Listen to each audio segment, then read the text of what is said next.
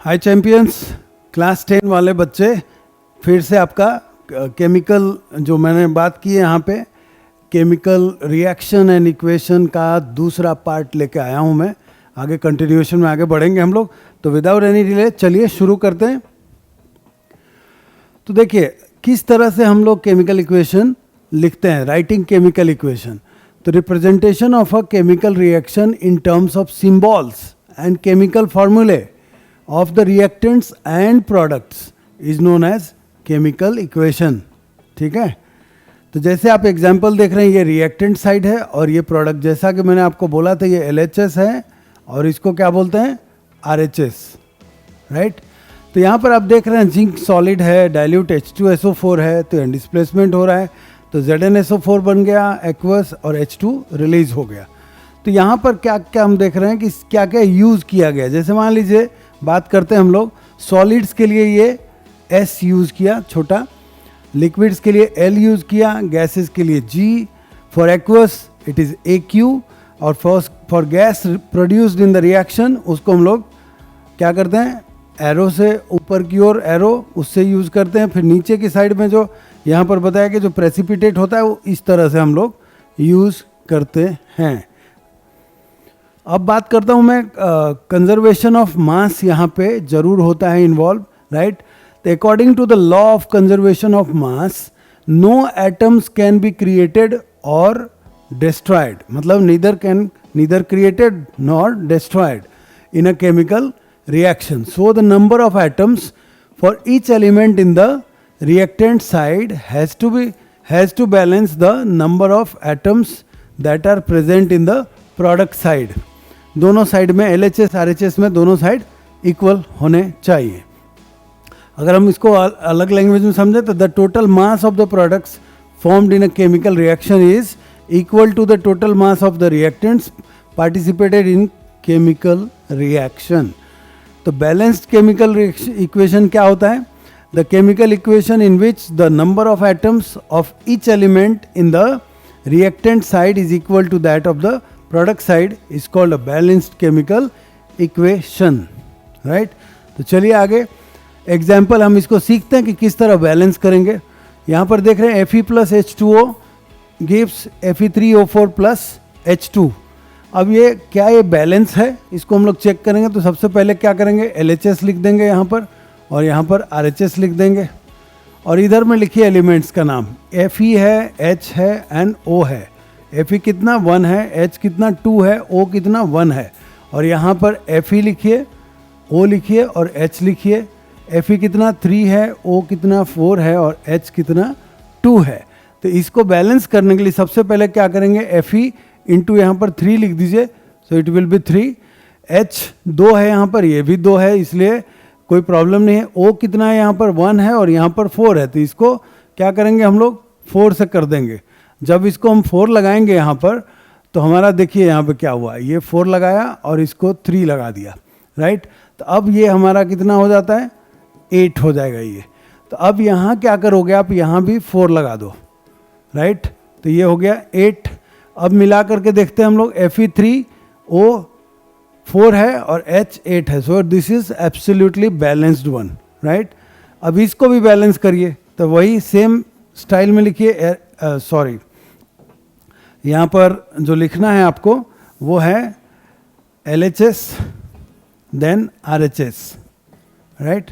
यहाँ H कितना और Cl कितना दोनों के बारे में लिखिए, ये भी 2 ये भी 2, यहाँ पर H1 Cl 1।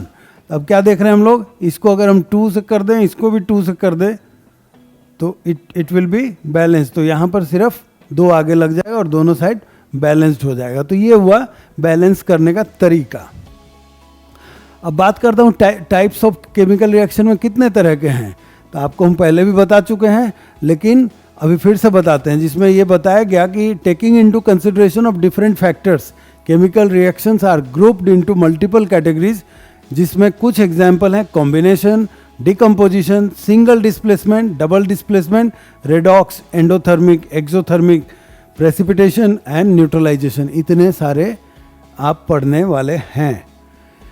तो अब बात करूंगा कॉम्बिनेशन रिएक्शन। जैसा मैंने बोला वो अभी शुरू कर रहे हैं। A combination reaction 2 elements or 1 element and 1 compound or 2 compounds combine to give 1 single product, उसको बोलते हैं हम लोग कॉम्बिनेशन रिएक्शन. एग्जाम्पल है H2 plus Cl2 gives 2HCl. तो यहाँ पर क्या देख रहे हैं, H2 एलिमेंट है, Cl2 भी एलिमेंट है और ये कंपाउंड दिया, राइट.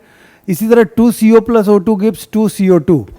तो यहाँ पर क्या देख रहे हैं हम लोग कि ये कंपाउंड है पहला वाला, दूसरा एलिमेंट है और मिलके दिया क्या, कंपाउंड. इसी तरह यहाँ पर NH3 कंपाउंड है, HCl भी कंपाउंड है, दोनों मिलकर के दिया क्या, कंपाउंड, राइट. तो चलिए बात करते हैं नेक्स्ट पे. डिकम्पोजिशन रिएक्शन क्या है. अ सिंगल रिएक्टेंट, ये याद रखिएगा, single reactant decomposes on the application of heat और लाइट और electricity to give 2 or more products. 2 या 2 से ज़्यादा प्रोडक्ट देगा ये. Decomposition reaction in which require heat, thermolytic decomposition और थर्मोलिसिस. जैसे यहाँ पर देख रहे हैं आप, मर्क्यूरिक ऑक्साइड को हीट किया गया, राइट. तो दिया यहाँ पे क्या मिला आपको, HGO. Thermal decomposition of HGO gives mercury, right. आगे चलते हैं. Decomposition reaction which require light, जिसको हम लोग फोटोलिटिक डिकम्पोजिशन और फोटोलिसिस बोलते हैं, राइट. और photolysis, a chemical reaction in which one reactant breaks down into 2 or more products. उसको जनरल रिप्रेजेंटेशन से अगर हम दिखाएंगे तो AB, इसके मतलब फोटोलिटिक यानी लाइट के वजह से ये दोनों स्प्लिट हो जाते हैं, A plus B बन जाता है. Where AB is the reactant and A and B are the products of molecules, right. Decomposition carbonic acid देख लीजिए आप, H2CO3 लिक्विड है, इस यहाँ सनलाइट दिया, वाटर बन गया और कार्बन डाइऑक्साइड रिलीज कर दिया यहाँ पे. जैसा कि आप यहाँ देख रहे हैं, H2O2 को भी इस तरह से सनलाइट में प्रेजेंट रखने से ये H2O और O2 रिलीज हो जाता है. H2O मिल जाता है और O2 रिलीज हो जाता है. तो बात करूँ आगे, decomposition reaction which require electricity, तीसरा टाइप इलेक्ट्रोलिटिक डिकम्पोजिशन कहलाता है, या फिर इसको हम लोग इलेक्ट्रोलिसिस भी बोलते हैं.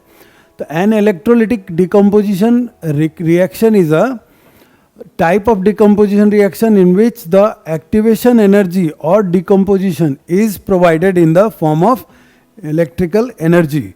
Example of an electrolytic decomposition reaction is the electrolysis of water, right, which can be represented by the following chemical equation.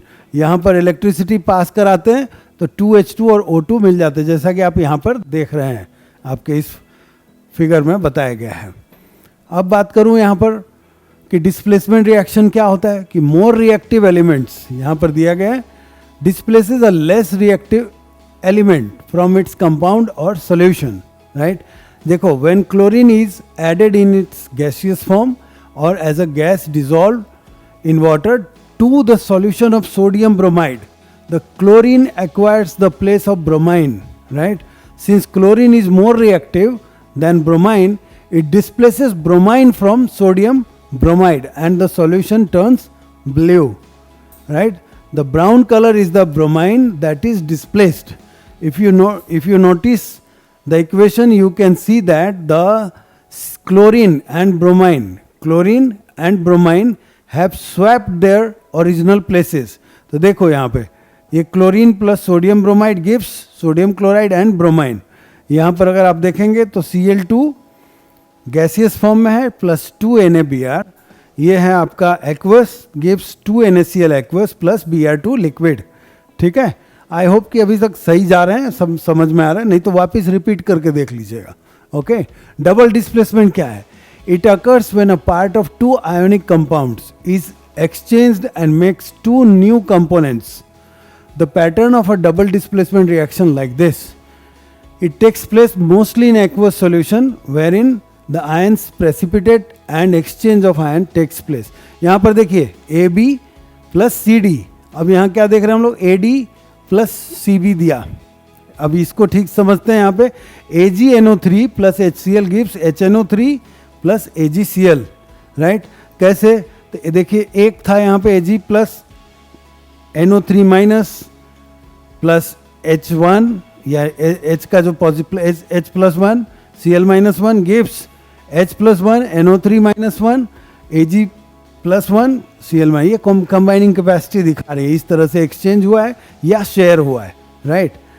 तो हमारा पार्ट 2 यहाँ पे समाप्त होता है इस चैप्टर का, और भरोसे के साथ आप काम करते रहिए, भरोसे के साथ हम भी आपके साथ लगे रहेंगे, राइट।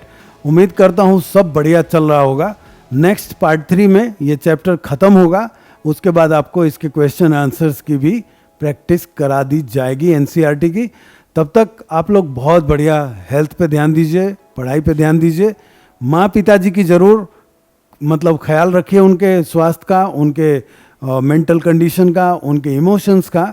तो मिलते हैं नेक्स्ट वीडियो में, तब तक के लिए जय हिंद।